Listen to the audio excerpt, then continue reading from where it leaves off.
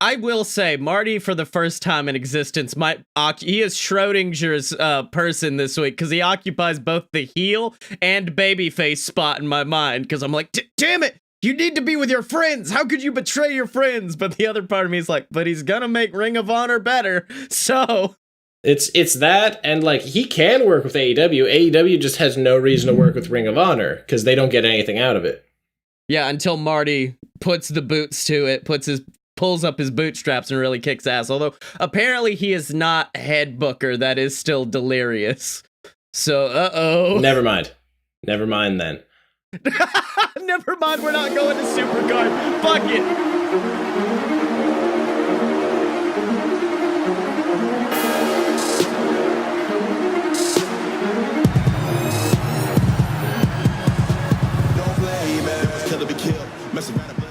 Welcome to Fight Boys, the show about professional and not so professional wrestling. I'm your host, the bad boy of podcast, and they call me One Take Scottye Moore. I am the ROH sympathizer, the Dylan. But yeah, also Blake's not here, but should we just get into that right now? Because that's been a fucking week of random shit happening there. Because apparently... the show in Atlanta that I was like, I'm not going to that. I know Danhausen's on it, but it's still Ring of Honor. That was when Marty finally decided to start, like, booking things, and fucking Nick Aldis showed up, of all people. Well, you need to understand that partnership probably will happen. Like, Marty has apparently expressed desire to mend all the fences. Like, mend all the bridges, like NWA to Ring of Honor. Because Ring of Honor, before this announcement, had burned every bridge. Nobody wanted shit to do with them. Oh, yeah. 100%. But, like, then Ring of Honor decided to pay Marty Scurll more than they had paid the Young Bucks. More than they have paid anybody. Anyone ever. I need you to understand how much money that is. Because I need you to remember how many people they were able to buy when they got rid of the Young Bucks and Cody. You remember how they like traded in 3 and got 9? Yeah, exactly. They then traded in that 9 for just Marty. And it automatically had an effect. That happened, and all of a sudden NWA is involved. Now New Japan is like back in the fold. They're sending people to Supercard. Like, that's whatever. Marty's making... Like, the day he took over, I got a message saying, Marty's not fucking around, and then it was just Jay White announced for Supercard of Honor, and I was like, oh, okay, damn. Yeah, like that's going down. I can't wait to see him live. Yeah. I'm still on the fence about going to that show next Friday. Like, what do you think? Well, oh, is there one down there next Friday? Yeah, it's in Tampa, oddly enough. I mean, I would. Apparently, it's good shit nowadays. Apparently, they've got good things going on now. No, the New Japan in America one. Oh, no, fuck. Hold on. Who the fuck do you think you are? You are the Dylan. You are the Lord of the Smart Side. You must attend New Japan. That's true. I'll buy that ticket in the morning. Just remind me. I gotta put in a time off. I gotta take like a half day. Like, who gives a shit? Because the show's at 5, so if I take off work at like 11. Yeah. I mean, and that's probably going to be very good. Yeah, and I got good hopes. I know Delirious is still running the thing, and Bully Ray is still there, but I feel like Marty's going to do his best to turn things around. It's just a matter of seeing if it happens or not. But honestly, I don't blame him for giving Marty this much money, because at the end of the day, this Marty leaving would have probably been the death knell for Ring of Honor. If they had lost to Marty, it would have been all over, in my opinion. I was so rooting for it. I haven't watched a wrestling company die during my lifetime. Yeah, so I needed like WCW died when I was 11. No, when I was 10. I wasn't like cognitive of what was happening. Yeah, you weren't paying attention. Yeah. Which sounds terrible, but still. And like, he gets paid 7 figures to work 40 dates. Oh, yeah, that's because he's decided to do, what, limited dates as well? Like, he can work anywhere else he wants. He could show up in AEW, which is, like, potentially probably a thing. They're like, we're not going to mention Ring of Honor at all. And it'll be like, okay. Yeah, like, exactly. It'll be like how people could show up on WCW and ECW at the same time. Oh, yeah, I remember that. Yeah, I mean, I wouldn't mind it. I wouldn't mind if the Dark Order was finally like, here's who our leader's been the whole time. Oh, you mean Matt Hardy? Yeah, it's gonna be Matt. It is, and I'm actually very excited for that because, I mean, you're gonna have to turn them all babyface unless Matt finds some way to make Broken Hardy a serious heel. Dark Order would have to immediately turn babyface to be led by Matt Hardy. Otherwise, I don't know a way you could make it work, at least at this point. Because have you been watching the fucking Free the Delete series he's doing on YouTube? I have not. Oh my, it is back to the good old days of Matt just doing crazy weird shit and wrestling around his house. Because that's all it was, is just him like trying his best to free himself from the Woken Warrior and then to become the Broken Warrior once again. And it's just all chaos, all ridiculousness, and nothing that makes any fucking sense whatsoever. I know, it's great.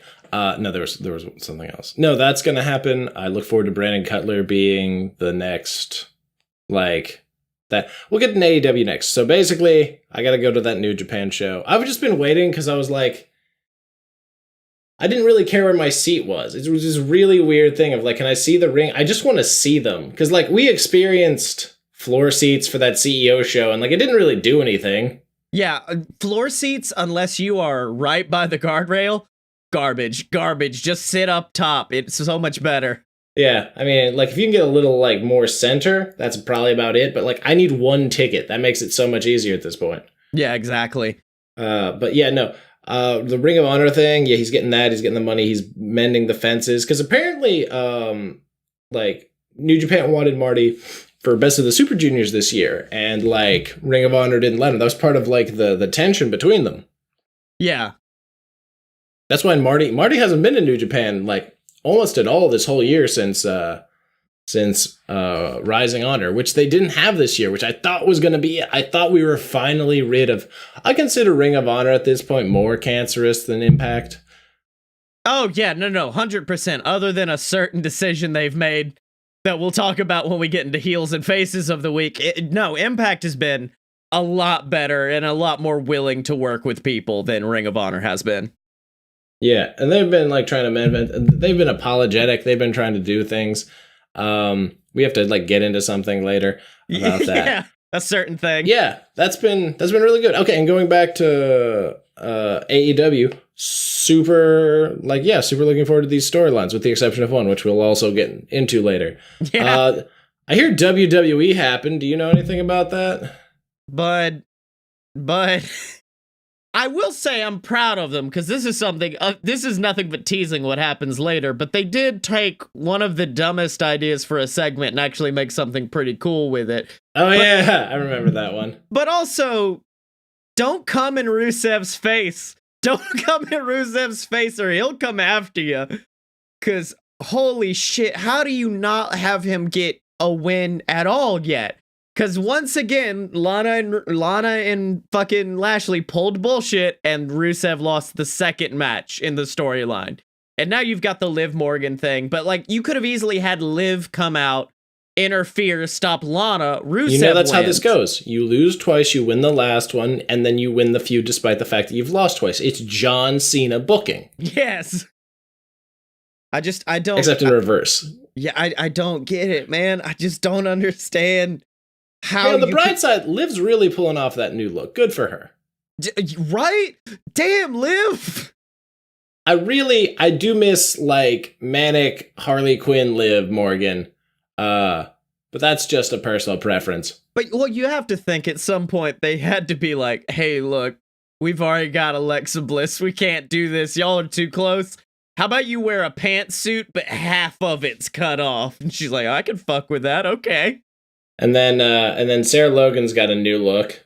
Yeah. Where she looks like one of the bad guys out of The Witcher. You know that's what inspired it too, because her and fucking Ivar, Raymond Rowe, they love some Viking bullshit. They do.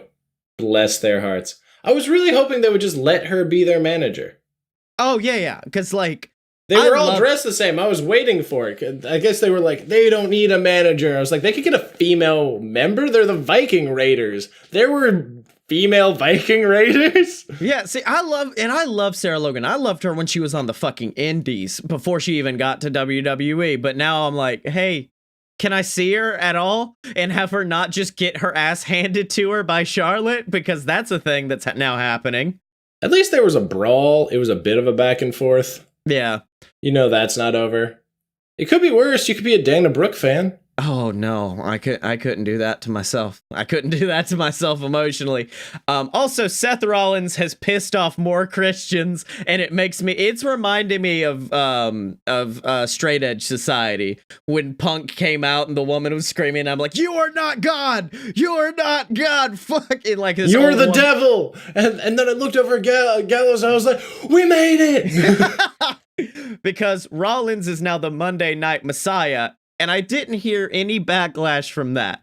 But he did get a piece of merch made that's his face in a stained glass window, and it says Monday Night Messiah. And that's where everybody's freaking out at once, bud. That's where they are all at once being like, no, you are blasphemous. How dare you do something like this? And everyone in the comments is going, you remember that time Vince fought God? Because this is nothing compared to that. You remember when Vince beat God? Yeah. Because that was a thing. You remember when Vince went to a place and drank holy water because he thought that's what it was there for? You remember him desecrating a church? Remember that? Yeah. Remember? But Seth's weird Messiah shirt is too much. People are like, stained glass windows are not exclusively for churches. Like, you could use them anywhere. I mean, I understand. Look at that sweet arena in Japan that has it like for one wall. Oh yeah. That place is fucking bitchin'.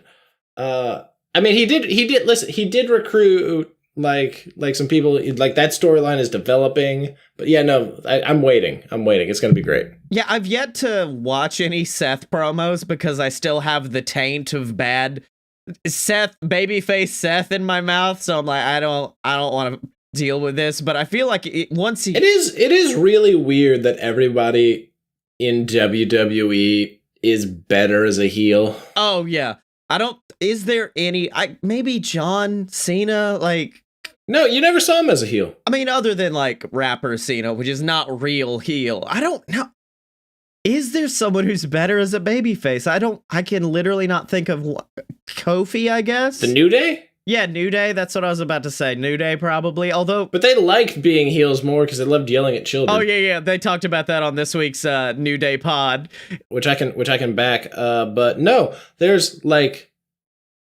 Until you go back to, like, freaking Ricky Steamboat, there ain't a goddamn soul in the WWE that's better babyface than heel.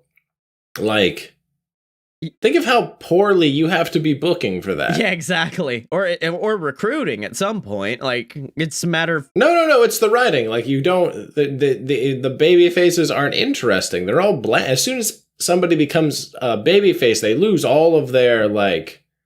everything. I mean, other than, I guess, KO and Joe, but that's still in its infancy stages. But I don't think I've ever seen... But they're not, like, smiling, like, we're glad to be in this town. They're just like, listen, we're not happy to be here, but we're gonna fight. And then they like, well, I think I've got it. I think I've got the one person who's better as a babyface than a heel. Our fucking Truth. Our Truth is so much better as a babyface than a heel. Come on, dude. No, conspiracy theory, our Truth, like thugging out to the ring was amazing. Yeah. But that inspired this, which is so much better. I like Crazy Truth better than Crazy Bad Truth. Also, the chat says Kairi Sane is a bad heel. And I'm like, have you paid attention? You can fuck off. Get out of the chat right now. Get out of the... I don't even want you listening to this. Oh, I need you to shut down your laptop, go into your bathroom, take a step back, and fuck your own face. I knew that was gonna get a rise out of the boy. I knew that was gonna happen. Just fucking... Have you heard her laugh? How dare you insinuate this, you piece of garbage? Actually, the whole bullshit she pulled this week during that segment. Yeah. Oh. That was so great. Where she just showed up, poked at her with an umbrella. Yeah. She threw it, And then she was just like, okay, and she just walked out of the ring. Yeah, also, Becky Lynch did sell the green mist like it was fucking poison, and I appreciate her for that. It's supposed to be. Yeah. Then she cut that promo where she put Asuka over again as being the most dangerous woman. Like, Asuka feels dangerous again, and I love it. Oh, yeah, like, I think Becky straight up was like, I'm not accepting any more awards or anything until I can beat the best. And I'm like, holy shit, okay, Becky, double down on it then. I was like, we're really finding a way to reverse the 6 months where Asuka wasn't on TV. Yeah. Also, should we talk about the fact that WWE did the dumbest fucking thing on the planet and rename a city in Kentucky after fucking Baron Corbin of all people? It was only for a day, but apparently there's a city called Corbin, Kentucky that WWE was performing in, and they were like, but what if it was King Corbin, Kentucky? And they were like, fuck, I guess. We don't have anything else going on right now. We might as well rename our entire city after a WWE boy. Like, who does that benefit? Because it doesn't, it's not going to make him a better heel to come out and be like, hey, your city is named actually, no. That might actually be a pretty dope heel move, is to say I have a city in Kentucky now, but I just don't get it. It doesn't work. I don't know, man. I was like, I don't know, and I don't care. I don't care about King Corbin, Kentucky. So, last WWE thing before we move on. Triple H made a joke and all of Twitter got mad at him, and I was really sad for Triple H. For the first time in existence, because I am very much a person... What was the tweet again? I don't even... what had happened was, Triple H was basically like doing a promo call, like talking to different people, like, and so he decides, I think someone was asking him about Paige and Edge returning, and he was like, look, if they go through the proper means, if they get everything done, I mean, you saw with Daniel Bryan. Daniel Bryan had people directly telling him no. And when those people told him yes, we brought him back. The same thing, same invitation goes to Paige and Edge, but their health comes first. I want them to have good in-ring careers, but I'd much rather them have happy lives and go spend time with their children. Or in Paige's case, I don't know. She probably has children she doesn't know about. And at that point, the gallery laughed. And it was literally Triple H being like, you guys, I'm getting fucking nothing from you. Here, have a joke. Laugh, please. It was like the beginning of the first Iron Man film. Just like, all right, good. There we go. We can laugh. Good. And it was just an offhand comment. He's literally made the same joke in the past about Charlotte. And it's just the joke of like, hey, that's a handsome person. They get around a lot. They probably have kids they don't know about. Paige did not like that, though. Paige was like, "This is what my boss." I was gonna say, do you remember why Paige didn't like that? I don't think he was thinking about that in the moment, though. I don't think he was thinking of That's fine. That's still something that as the executive of a company, there should be like, that's right. There's this list of things I can't talk about. Yeah. And one of my employees, already on the shelf and in probably a fragile emotional state. Yeah. Who can't have children, maybe I shouldn't use that joke at that time. Wait, can Paige not have kids? I thought this... No, you jackass! That's why she had a breakdown! Oh my god, I didn't know that part of it! Well, I'ma sit back down over here and just enjoy my humble pie, because I did not realize this part. But no, I just thought it was a reference. And then the internet shit all over everything because they were like, she told people to like suck it up about things. I was like, that's fine. That doesn't then make you like not able to be hurt by things. I don't think any of you know how like anything works. How anxiety and depression works. Although apparently Paige's boyfriend came into the mix. Didn't read what he said, but I'm fairly sure he said fuck a lot. So that'll just tell you how he feels. But yeah. People also made fun of him. It's this weird thing where like they're telling her to be quiet and sit down. And I understand part of where they're coming from of like, you're being hypocritical. But then I also understand that they're being sweaty internet marks and I hate them. I mean, with me, I don't think what Tripp said was in a bad place. I think Trips was bored out of his mind in a room full of people who were just unresponsive to him, where he's made a career out of getting people to respond to him, and he finally was like, I gotta lighten the mood with something. Here's a joke. And but he hasn't said it. By the way, let me double check that's why, but I remember reading that as being part of it. Yeah, I didn't know about that coming into it. I didn't read about it anywhere, but you may be right that was definitely a really, really bad reason. And oh no, the chat has now sent the Twitter of Paige's boyfriend. I wanted you to pull out like tiny reading glasses, and I quote. No, that's anytime Cornette tweets. That's when I'm like, all right, let's see what he has to say now.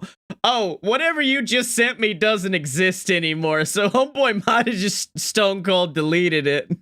I was hoping H would respond though and be apologetic, because I'm fairly sure he's definitely personally apologized to Paige, because he was very much speaking about her in the same terms that he speaks about Edge. And so he definitely thinks of them on the exact same level. It's just he happened to make a joke that didn't work with everybody. Oh, no. Wait, hold on. Oh, that's right. She had a miscarriage. I think that was it. Oh, okay. So it's not a full... And also, there was that sex tape a couple years ago. Oh, yeah, that other thing. That's the only reason I could see. Maybe that's why you don't want legitimately your boss joking about it. Like, that's why you don't want that, because you literally have, like, you remember how that whole thing with Del Rio happened as a result of that video? There's some, like... There's a lot of stuff happened there, Trips. She's not the one you need to joke about, but Yeah, we'll just take out that bit where I was completely wrong, okay? Yeah. Just cut that. It's okay. But I will say, for the first time since... Actually, no. The week Rio won the championship, I was more interested in NXT than AEW. But AEW is now once again losing because the fucking time splitters are coming to NXT. Like... Motherfucker, were you even watching for any of when the time splitters actually were together? Yeah.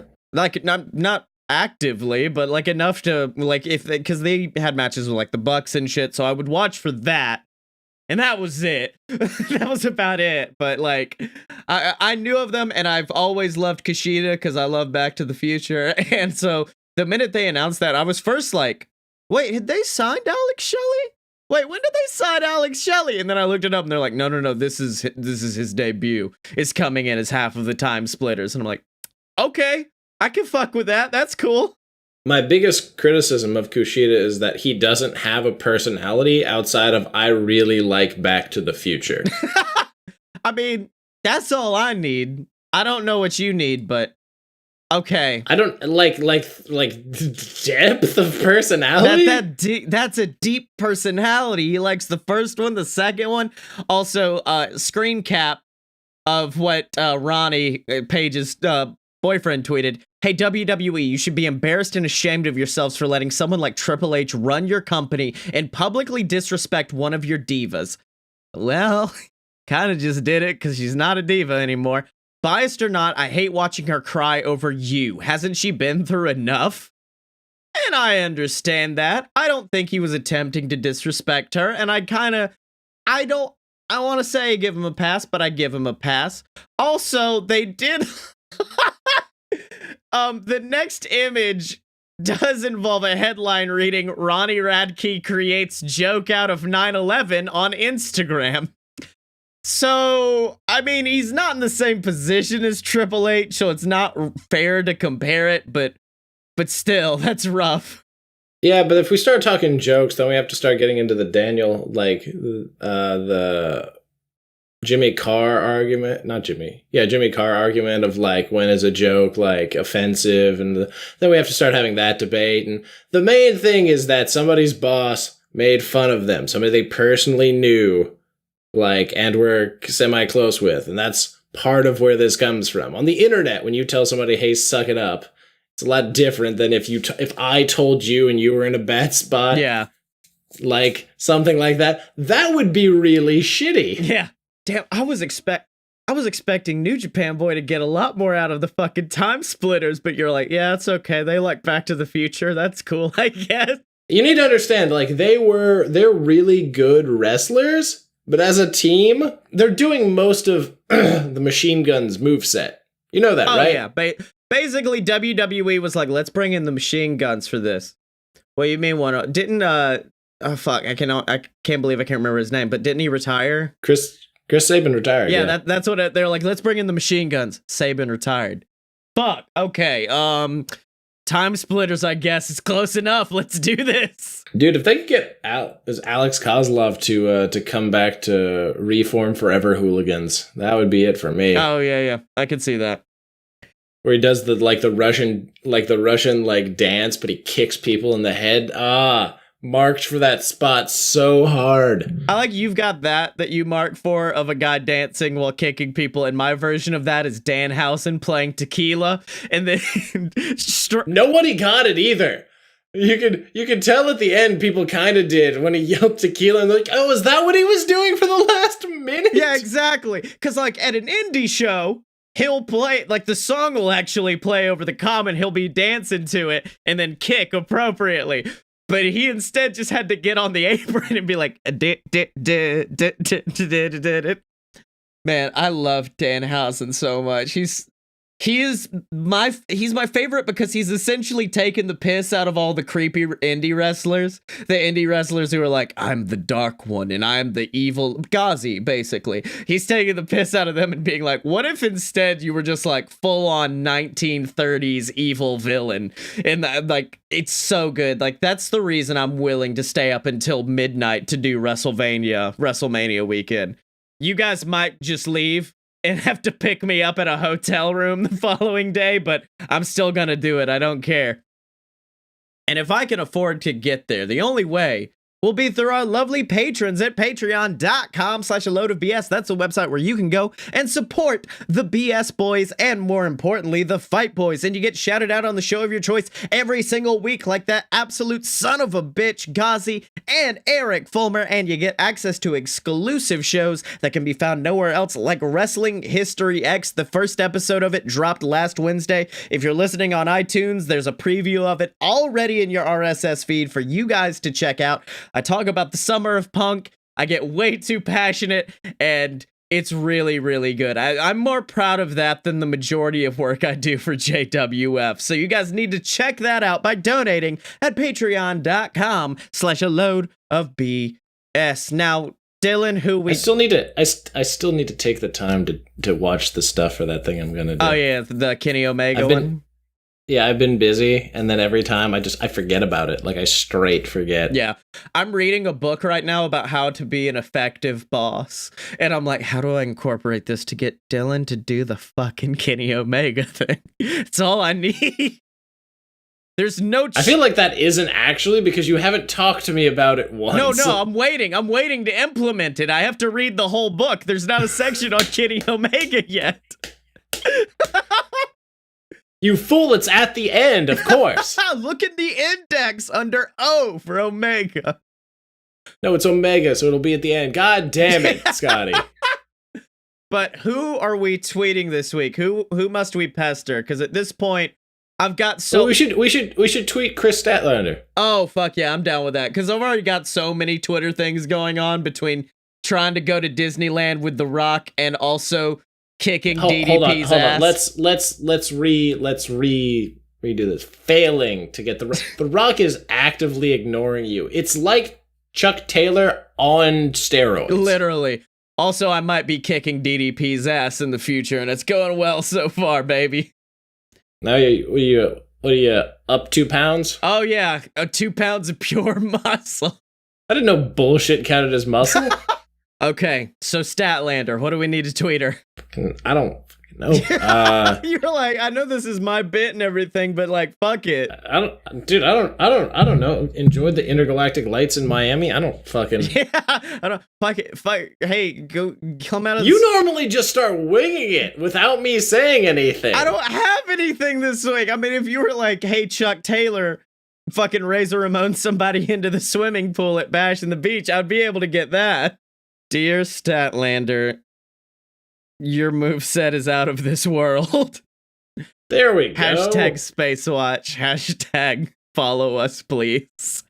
Instead of Space Wash, it's hashtag Galaxy's Greatest Alien. You have to incorporate it. Oh, yeah. Hashtag Galaxy's Greatest Alien. Hashtag Space Watch. Hashtag please follow us. So now, Dylan, let's get into heels and baby faces. And we might actually get this done in a normal time today because we don't have 3 people doing it. Do we want to start with the good or the bad? Let's start with the let's start with the bad. Do you want to start with the bad? I'm willing to start with the bad, and I'll do mine first because it's a situation I know about, but not enough to go fully into it. But she was the chosen one. She was the one destined to lead the female revolution, not destroy it. Fucking Tessa Blanchard. The day of Hard to Kill, the day of her title win over Sami Callihan. Day before it bled into. Tweeted something about like, hey, we need to support each other. Us in women's wrestling, we need to go together. We need to work together. At which point, was it Chelsea? Was it Chelsea who responded and was like, it's real funny what coming from you after you fucking bullied me all those years ago. And then it just kept... No. The person who... You mean the person that allegedly she called the N-word? No. The first person who responded was like Chelsea, I think. And then that came out. Because I was like, she's a bully. I kind of get it from how she is as a person. I understand that. And then Sienna. And then they were like, this is why you can't get booked in Japan. The hilarious part about that incident is that later on, like, that person made a video where they were like, hey, listen. It's very unfortunate that these things happen. I use it as a learning experience. Tessa and I worked it out in private. Yeah.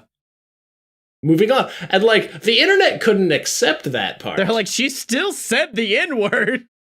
No. Yeah, cancel culture fully kicked in. Yeah. My favorite person who spoke out about this is Tommy Dreamer. Because oh God. Tommy was very... No. Because, like, Tommy's been in the business for so fucking long that he's like, I know I can't just be like, no, she didn't say this because I don't know anything about it. Instead, let's see where it is. I know that she used to date a famous wrestler that is African American, and I know that she is currently engaged to Daga, who is a Mexican. I do not feel that she is racist. I could 99.9% say that Tessa has never shown... Okay, let me also explain to you that when I first met Tessa, a lot of people had said, hey, watch this girl. Hey, do this, do that, and told me some things about her. I formulate my opinion about somebody from how they treat me. I also understand that people treat me differently because I'm Tommy Dreamer or because I'm helping out behind the scenes. I formulate my opinion on how somebody treats me and acts around me. I remember one time she comes up to me and says, I don't think you like me. And I said, I don't even know you. Let me get to know you. And she goes, fair enough. So Tommy was very much like, I think she's a good person, but I understand that some things might have been happening. Yeah. Which I asked 100% when this did. It was like, so does Tessa become your like heel and baby face of the week at the same time because she becomes the first like... Also, have you noticed that every female wrestler that becomes the champion of a male-dominated promotion is called a piece of shit by other wrestlers? Like, you know that? Like, Kimberly had that whole thing, and then Sexy Star's a piece of shit, and then, like, now this is happening. Hold on, didn't Sexy Star break someone's arm, though? Correct. She was a piece of shit. I said she was a piece of shit. Oh, okay. I thought you meant that people would call them pieces of shit. I'm like, no, they just... No. Sexy Star is a piece of shit. Yeah. Kimberly just had drinking and, like, fell off the wagon so hard. And then now Tessa's like, hey, you're fucking, like, C-word. And, like... Yeah. It's really weird, because all this happened a while... You remember, like, years ago... Like, the 3 years ago where she was in the Mae Young, and then we heard all these things about her attitude. And, like, it appears over the course of that like that had all died down and that nobody really said that about her anymore. And then people were like, hey, 3 years ago. And I wanted to be like, I knew she was a bitch back then. Like, it was all I would read about her. I doubted her heavily for the 2 years prior to this year, exclusively because of that. It's like she's a very, very great wrestler. And unfortunately, that allows people to excuse some bullshit. But then it led to a point where it's like, oh, now she's also going to be the one carrying this brand. And that's when people were like, okay, wait, hold on. No. We can't go that far. Can't go that. You guys need to hear this before you make this decision. They had already made the decision. They couldn't cancel it at the last minute. They've been building it for months. Yeah, you couldn't like... Their feeling, which is the correct feeling, is that people will forget. Because guess what? You remember how everybody hated Rich Swann about a year and a half ago? Oh, yeah. Meanwhile, at that GCW earlier this year, all of us were all night long, all night, as he's running around the ring doing his entrance. And like, I remember like an out of body experience seeing myself singing it and being like, wasn't this guy a piece of shit like a fucking year ago? What's going on? It was that thing where like it came out later that like the whole thing like he and the person they were dating had resolved it and that things were fine, and everybody was like, well, no, this incident happened, and I was like, were you there? Yeah, and it might be over now. My thing with it though, I don't think Tessa handled it as well, because it came out. We also don't know what Impact told her to do. Oh yeah, because Tessa heard it, was straight up like, I didn't do that, that wasn't me. And I'm like, okay, that's probably not your best move right now. If it happened, just say it and be like, I learned and I moved on. But yeah, Tessa, unfortunately, she's not my baby face of the week as much as I wish she was. But let's move on. You were really looking forward to this. You were right. Like, and then so close. It's like fumbling on the 1 yard line. It all got ruined at the last minute. But that's my heel of the week. What is yours, Dylan? Mine's the Nightmare Collective. Because god damn it, if there's one thing in AEW that has, like, I've just gotten sick of completely, it's Brandy Rhodes and just whatever she's involved with. It's the only thing they have going for them is the best thing that was in the Straight Edge Society, and that's a hot girl with a shaved head. That's the only good. That's really it. Mel is the best part of that. Yeah, no, I keep looking at her. I was like, where did they find like a 6'2" like chick that was willing to shave her head? I do want to, and I don't want to say I told you so, but I do want to go back to the first time that this happened, and you were like, give it time before you say any shit about it. And I'm like, okay, Dylan, I'll give it time. I did, and it's fucking bad. Yeah. Like, I thought, listen, I thought that the same thing they used to like fix the Dark Order and everything would come in here. Like, you have to admit, everything else that was kind of bad then has been corrected, except this. Oh, man, I don't know. Did you listen to her on commentary? Any of Brandy doing commentary? No, thank God. The only bit to come out of it that anybody cared about is she referred to Excalibur as Exhibit, and the internet fucking loved it. And by internet, I mean the people who follow Brandy and that Brandy likes, because she retweeted like 50 memes where people took like Pimp My Ride, but put Excalibur's mask over Exhibit's face. And I'm like, okay. And then what there was some move that someone was doing. I think it was like, it was a suplex, but it was something, but it was holding someone up to do a suplex and then doing a delay.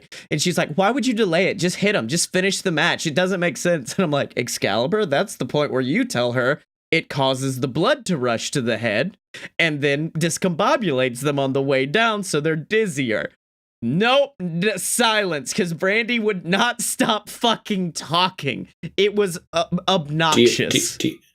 Correct. And then she had to have the awkward conversation with her husband where her husband was like, hey, listen, that was bad. That was all real bad, babe. Sorry. I'm really hoping that the Nightmare Collective just kind of gets broken up by Statlander. Yeah.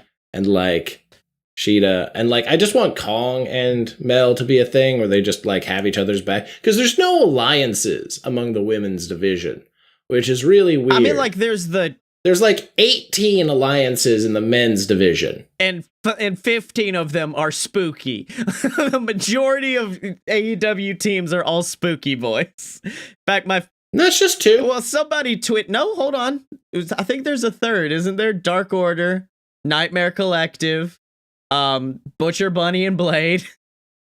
Someone earlier today tweeted out, I really hope they have a swimming pool at Bash in the Beach, but also I don't, because then their next stable of a bunch of fishmen are gonna come out of it.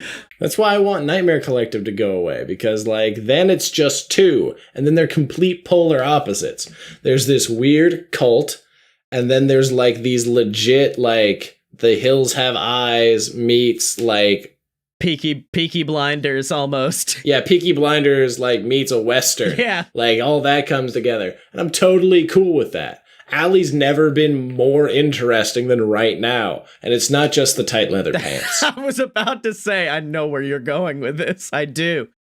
Yeah. No. Her actual character is like, I vaguely remember Spiteful Allie from TNA. And I was like, oh my God, I forgot you could do this. Yeah. Where has this been? I mean, honestly, I think Nightmare Collective wouldn't be bad if you just took Brandy out of it, because Brandy might be the worst part of it. Because just having Kong and is Brandy the worst part of the roster?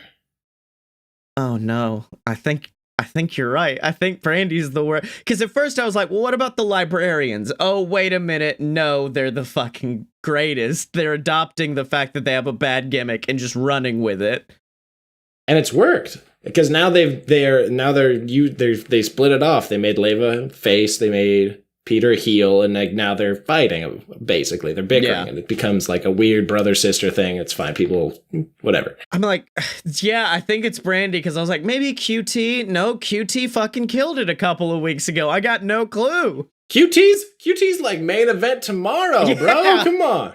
I'm super excited about that, not just to see DDP get his ass kicked in my eternal vengeance to kick his ass. But no, they're the worst. Yeah.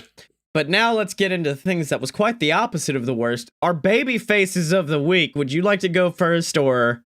Yeah, because on the opposite end of how bad the Nightmare Collective is, the rest of the AEW women's roster, rotating as it may be, is fucking amazing. Right? Fucking Shanna tackled Nyla Rose through a table while wearing Goku-inspired gear.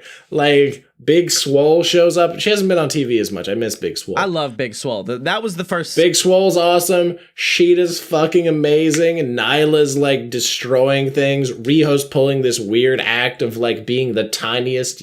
I was waiting for you to be like, Sheeta is amazing. Nyla's powerful. Britt Baker is fucking there. You can't doubt that. I left her out on purpose. I don't know why, I just don't like her. No, because it's the same with me. And you know, with me, I came into this loving Britt Baker. And then as it went on, I'm like, maybe Britt's just not good. Maybe Britt's not that. Maybe once she turns heel, maybe she's one with like the WWE disease. Once she goes heel, she'll go super bad and it'll be great. So I don't know. So here's the thing. All of my problems with her just come from her moveset and like her mannerisms, and I don't think being heel is going to change that, because she already kind of acts bitchy as a face. I do like her finisher. I do like the open wide. The open wide, yeah. The hand in the mouth at the last minute being what finally sends them over the edge. It adds like an extra ounce of like excitement at the end of the match of, can she put her hand in that other person's mouth? I will say, the biggest pop in the world will go whenever they have like a crazy girl who bites the hand as it goes in and then blood starts pouring out or some shit like that. That's gonna get like a. You mean Statlander? I guess Statlander could do it. I mean, I was thinking either her or oh god, fuck, what's her name? The kind of goth girl they had. Bea Priestley. Bea Priestley could. Yeah, no, because Bea already lost to it. Yeah, I know. But then she learned, like, what if I just fucking bit down? If I bit down, it would have happened. But now on to my baby face of the week, which is something that if you'd asked me 2 days ago, I would have said, and you just said, this will be in this segment. I'd be like, oh, that's the heel of the week. Because it's the dumbest fucking idea on the planet. And it is the fist fight that happened at the end of Raw, which on paper was the worst thing in existence. Number 1, very little fists were used. Not much fist fighting happened during this. In fact, Kevin and Samoa Joe ran out to help Big Show with kendo sticks. Just being like, all right, I got him. And I'm like, that's not the base of it. And then it's also like, oh, it's a last man standing match, I guess. Or is it? So it was all very, very confusing. But it had amazing shit happen. It had Kevin Owens fucking running up the Titantron like he's in the fucking Hardcore parkour. And then doing Beat that, John Morrison. Yeah. So like that, it was, everything that happened was good. It just didn't make a lot of sense.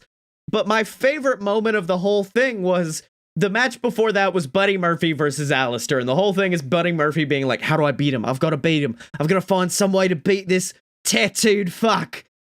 And then he loses again. And you just, it cuts to commercial with Buddy against the guardrail, just staring forward like, what the fuck do I do? How do I beat him? How do I beat him? Then halfway through the match, Seth gets thrown to the outside and Buddy's just still there. As if no one came over and was like, hey, you've got to go to the back. Oh, no. Charlie came up to him and started an interview. He's like, not now, Charlie. Oh, yeah. Charlie, please, not now. And so he just stays there in place. And then finally Seth goes, hey, fucking come help us. Come help us, please. Come help us.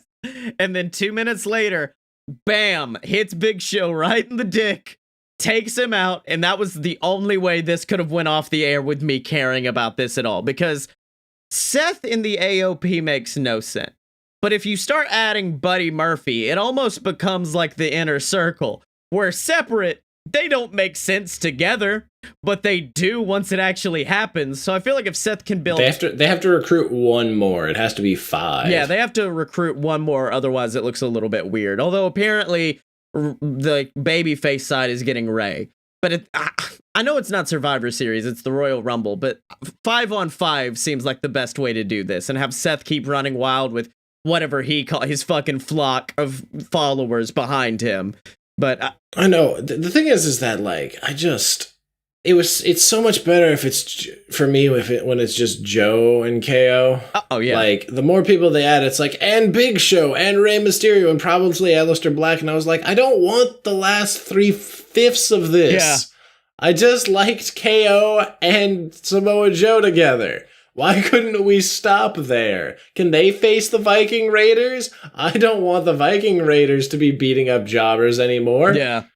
I could just let them fight anybody, please. Eric Rowan, have them rip open the cage and reveal that it's been nothing but Bunnicula, the bunny Dracula, the whole time. This summer, 2 men save the world. From who you ask? Everything invading robo penises. This show is not about those 2 men. This show's just a load of BS. The show are Blake Tanner and Scottye Moore make up dumbass movies like that. We're your personal think tank. We're your 2 white guys, which fills the quota for a podcast, I think. And we're just gonna be here to have a good time and talk about sauerkraut. That's right, except no substitutes, ladies and gentlemen, because this is that pure, uncut BS. Good, uncut. Well, Dylan, we've talked WWE, we've talked AEW, but there's one company we've yet to talk about, and I think it's important people hear about it as we go over to the JWF for another episode of JWF Monday Night War.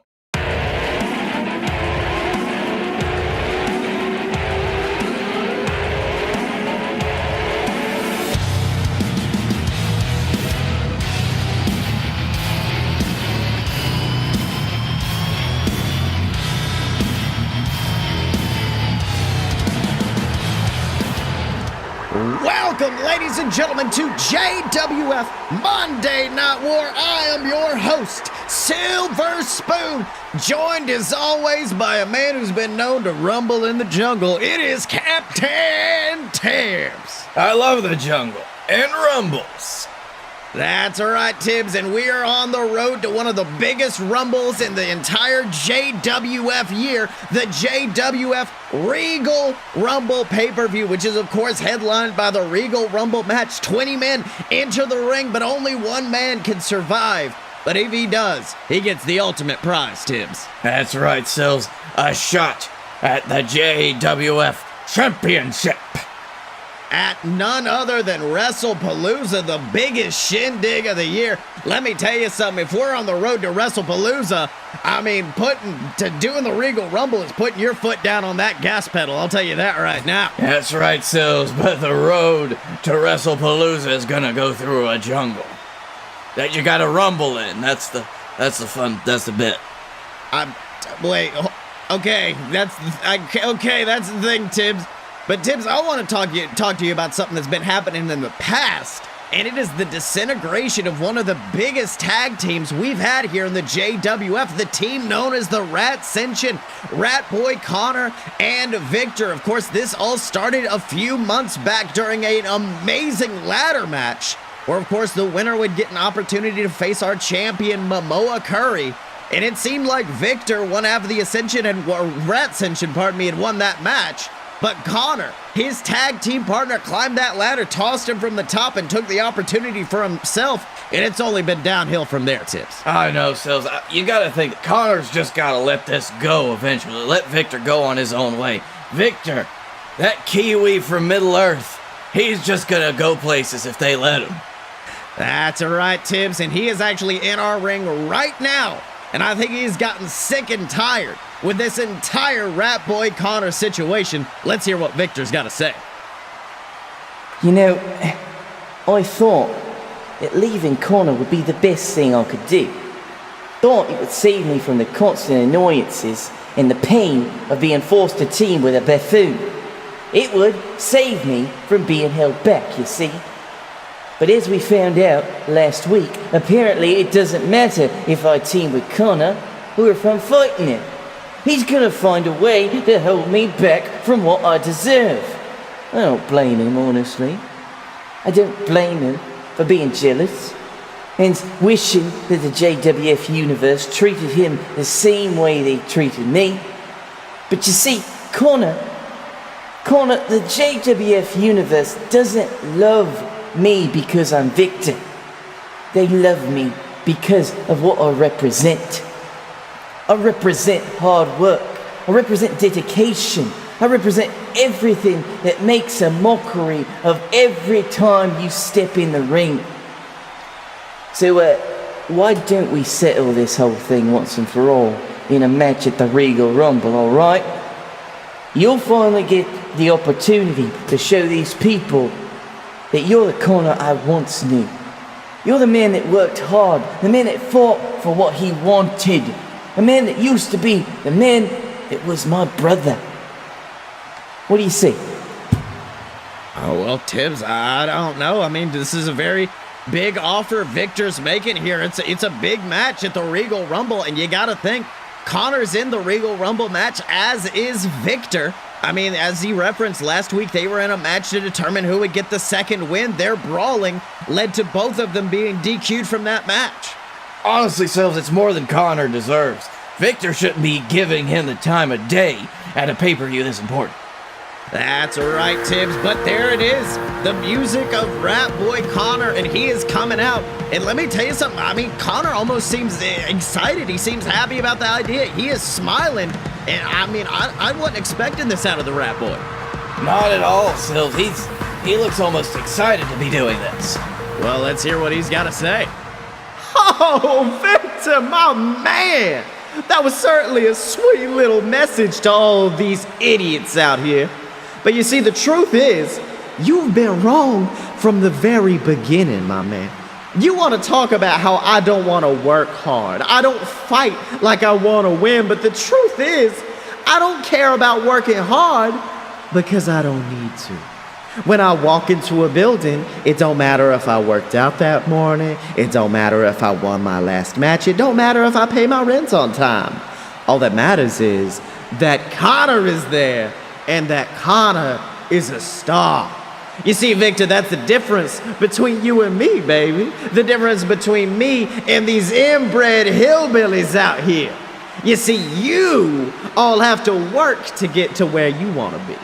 But I can just give a little wink and a smile, and the rap boy gets what the rap boy wants.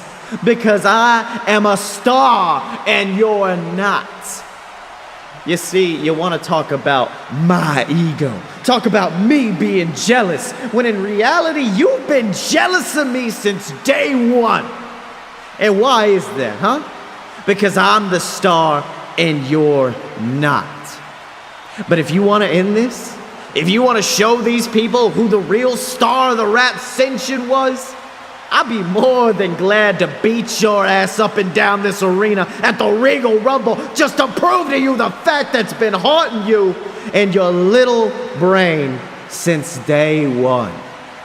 And that's the fact that the Rat Boy is a star.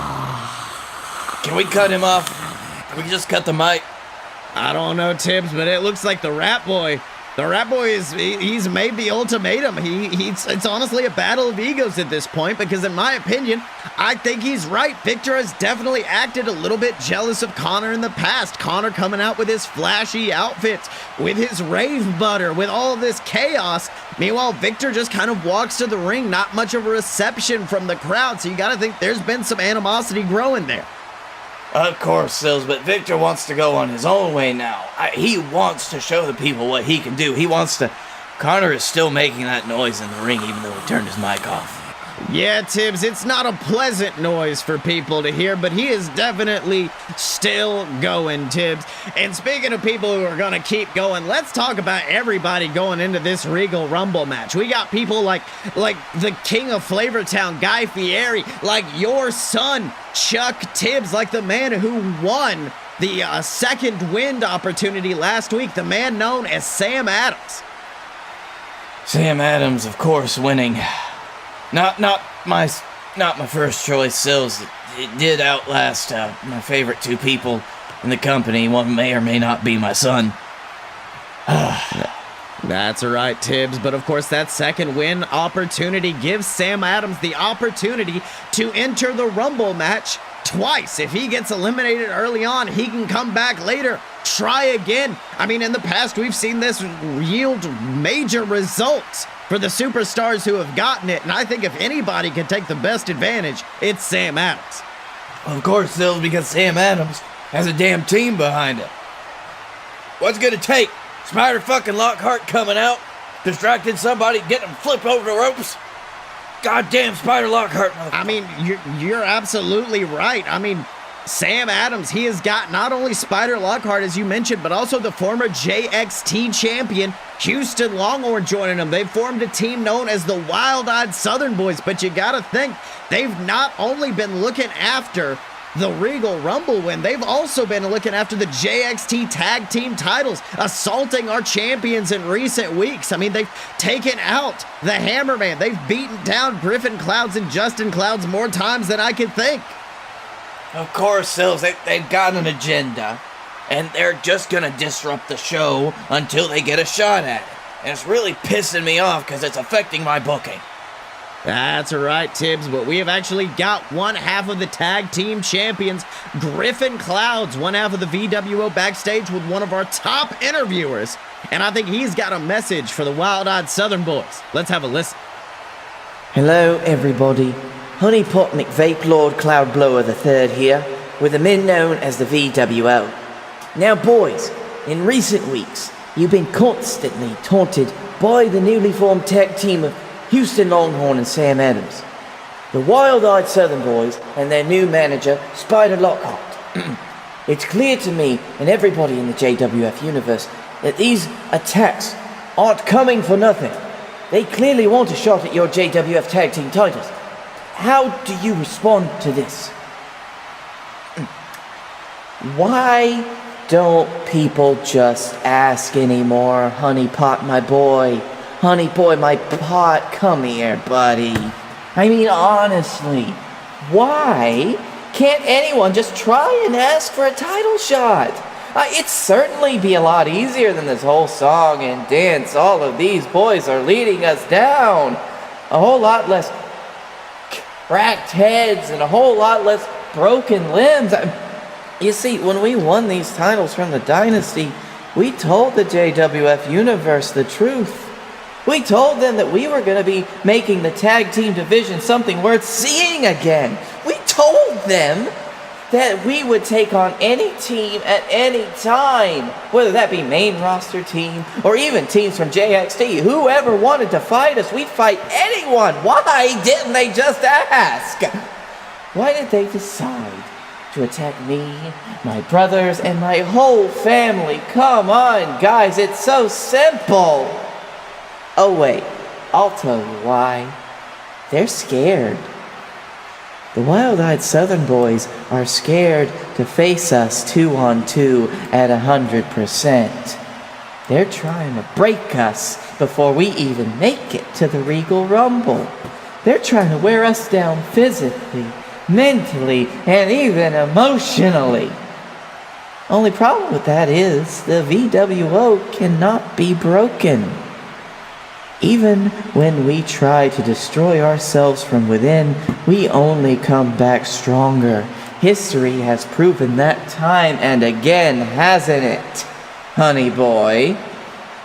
But if Sam Adams and his little band of misfits really want to take this to the next level, why don't we just do that?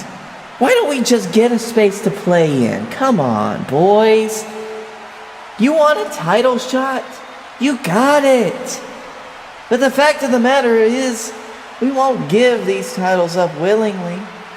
You're gonna have to break us and beat us down and pry these titles from our cold, dead, damn fingers. And we'll give them exactly the opportunity when we face them at the Regal Rumble. In a back alley street fight, can I get a yes sir, Vape Master General? Oh my God, Tibbs! An amazing announcement for the Regal Rumble. We have got a street fight coming to you live at the Regal Rumble as the Wild-Eyed Southern Boys take on the VWO. But Tibbs, I gotta ask you, in the past we've seen Sam Adams. We know that him and Spider Lockhart, they used to like to go out to the bars, see how many of the men they could take down in a bar fight. I don't know if this is the wisest move from the VWO to offer this to them. Listen, Sills, if there's one thing I love about a street fight, it's the leather jackets and the down and dirty attitude. And I think the VWO is ready to bring that. So, Sam Adams, Spider Lockhart, they can bring all their bar brawl and nonsense they want to, but they're just gonna have to fight through the cloud. That's alright, Tibbs. It's gonna be an absolutely amazing match. The VWO have been putting on classics lately, but I want to transition to something that, I'll be honest, I don't know if you want to talk about it. If you need me to stop, I can. But last week, your son Chuck was violently assaulted by the Lumberjack, the known associate of Felix Ball. Felix Ball coming out and saying that these assaults on your son, that this violence would not end until you gave Felix what he wanted, what he deserved. And I gotta know, what the hell does he want? Well, Sills, it's a really, really complicated matter, and I've been thinking about that. I've honestly been thinking about that a lot, and I think I know more than anything what Felix fucking Ball, that complete total asshole, wants. What he would be willing to hurt my family, my friends, my Hammerman to get. And you know what? I'm gonna let Felix Ball sweat it another week. I'm gonna respond to his accusations then.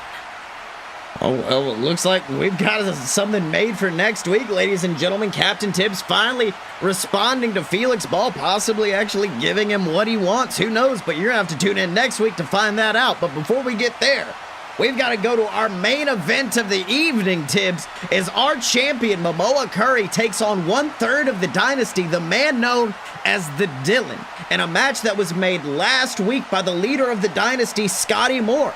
Of course, we know at the Rumble, Mamoa Curry, he's going to be facing off against Blake Tanner, who is, of course, the other third of the dynasty. So Scottye gave Mamoa an ultimatum. If he can beat Dylan tonight, Dylan's banned from ringside. If he can beat Scottye next week, Scottye will be banned from ringside. And I'll be honest, I don't know if this is the smartest move on the half of the dynasty. I mean, the dynasty, they've been known for using those numbers games to get the victory.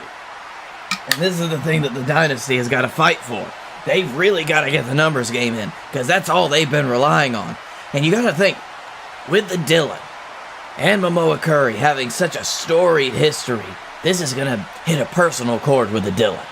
That's right, and Dylan beginning this match actually sending his brothers in the dynasty away from the ring. I mean, Scottye last week, he was preaching that the dynasty weren't about using numbers to get what they wanted, and I think Dylan wants to prove that tonight. And the Dylan can prove it. He has proven it before, Silves. He wants to win this in a one-on-one fight, which is what the Dylan is best at. That's right. I mean, let's not forget that Dylan, he beat Mamoa in a retirement match. He's the one who ended one of Mamoa's longest reigns with the JWF Championship. The Dylan, he's had Mamoa's number in the past, but I don't know if he's going to be able to get one over on him tonight. What do you think? We'll just have to see, Sills. This is a new Mamoa Curry, but this is a completely different Dylan than from back then. That's right, Mamoa watching the dynasty walk up the ramp, almost waving goodbye to them, mocking them. But wait a minute, Dylan! Dylan coming from behind, rolling up Mamoa into a pinning predicament. 1, 2, oh, and Mamoa barely kicking out at 2. And let me tell you something, Tibbs. If Dylan was just that second faster, if he just put that extra angle on it, he might have just won right there. I don't know, Sills. I think that was taunting on the part of the Dylan. You know how the Dylan likes to just let his ego get in the way. That was him sending a message to Mamoa Curry. That's right. Now Dylan and Mamoa circling each other, looking like two lions about to begin, about to lock up. I mean, you can tell Mamoa is kicking himself right now for that distraction, nearly costing him the victory. Oh, and now both men into a collar and elbow tie-up, jockeying for position. Momoa ducking behind, grabbing Dylan into a hammerlock, ladies and gentlemen, holding on to it, trying to wrench the arm. And let me tell you something, if you weaken that arm of the Dylan, he's not going to be able to actually hit that upper dicker maneuver, the move that's won him several matches in the past. Exactly, Sills. You weaken the bicep, you weaken the entire impact of the upper dicker. That's right, but wait a minute. Dylan now reversing it, going around and putting Momoa into a hammer lock of his own, and leveling with a short arm clothesline. And right there, that's the danger of the Dylan, the innovative offense, trapping Momoa's arm into that hammer lock and then doubling down with a clothesline. And let me tell you something, that's something that could earn him a victory tonight against the god of the JWF. With his arm still in that lock, as he delivered that clothesline, it could have torn his arm completely asunder, Sills. And now it looks like Dylan is not taking any time, running towards the ropes, and springboarding off for a beautiful moonsault straight into the ribs of the champ, going for a pin. 1, 2, Momoa barely kicking out at 2, and let me tell you something, that is the second time Dylan's nearly got a 2 count, and you gotta think that's weighing on the psyche of Momoa. Exactly. Momoa's got to get his offense in right here, right now, because the Dylan has the advantage. But Dylan, you can see he's looking frustrated, wanting just that 3 count to happen, trying to pull Momoa back to his feet. But Momoa, it looks like he was playing possum, picking Dylan up on his shoulders and leveling him with the Momoan drop. Dylan looking shocked at this outburst of offense from the champ. And now Momoa bouncing off the ropes and nails the Momoan punch. But Tibbs, Dylan didn't go down to the punch. Dylan staying up. Oh, the Dylan has taken that Momoan. He's taken that punch so many times that it just barely phases him anymore. That's right, now Momoa bouncing off the ropes, trying for a second, but Dylan still staying on his feet, that nearly 7-foot beast of a man refusing to go down. Momoa trying for one more, but Dylan ducking it and hitting a beautiful spinning back fist on the champion, sending him straight to the ground. It looks like Dylan trying to adjust his jaw. I mean, he was definitely rocked after those 2 punches straight to the face, but I gotta know, what's the Dylan thinking he can do next? The Dylan has got a whole bag of tricks up his sleeve, Sills, and they all involve dick-based fuckery. That's right, that Lord of the Smart side, all of his focus on Momoa, picking up the champ, trying to secure that victory, maybe going for that upper dicker, possibly total destruction, that neck breaker. But wait a minute! Tibbs, it's the Dynasty.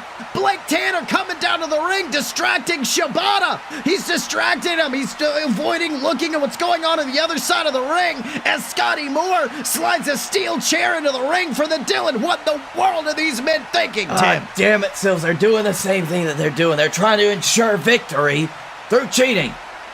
Now, wait a minute. It actually looks like Dylan's upset. I mean, Dylan, we know in the past his ego, his pride has gotten the best of him, and I think he thinks he could have won this on his own.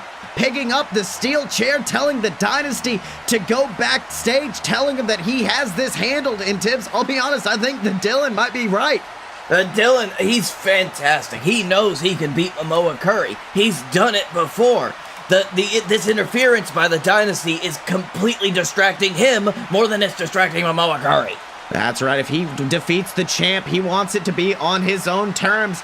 Dylan with that steel chair turning back into the ring. Oh my God! A fisherman spear from Momoa, who shot up from the mat like nothing, sending that steel chair flying into the waiting ribs of the Dylan. And let me tell you something, that might crack a rib right there, Tibbs, as Momoa with that last ditch shot nails the spear, goes for the pinfall.